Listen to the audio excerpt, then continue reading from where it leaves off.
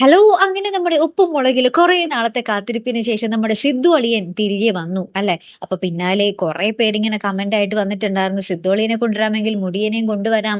അത് ഫ്ലവേഴ്സ് ടിവിയുടെ അനീതിയാണ് എന്നൊക്കെ പറഞ്ഞ് കുറേ പേര് കമന്റ് ഇട്ടിട്ടുണ്ടായിരുന്നു. ബാലു അച്ഛനെങ്കിലും കൊണ്ടുവരണം എന്നൊക്കെ പറയുന്നുണ്ടായിരുന്നു.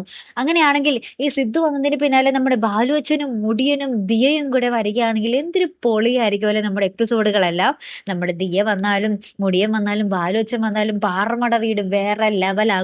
നമ്മുടെ അമ്മ അച്ഛൻ മരുമോൻ കോംബോ അതൊരു രക്ഷയില്ലാത്ത കോംബോ തന്നെയായിരിക്കും. നിങ്ങളൊന്ന് ആലോചിച്ച് നോക്കിയേ നമ്മുടെ സിദ്ദുവും ബാലുവും തമ്മിലുള്ള ആ ഒരു രസകരമായിട്ടുള്ള രംഗങ്ങളും കോമഡിയും ഒക്കെ എന്ത് രസമായിരിക്കും അല്ലേ കാണാൻ. അങ്ങനെയുള്ള ഒരു കാഴ്ചകളൊക്കെ കാണാൻ നമ്മുടെ ഉപ്പും മുളകും പ്രേക്ഷകർക്ക് ഒരു ഭാഗ്യം ഉണ്ടാകുമോ?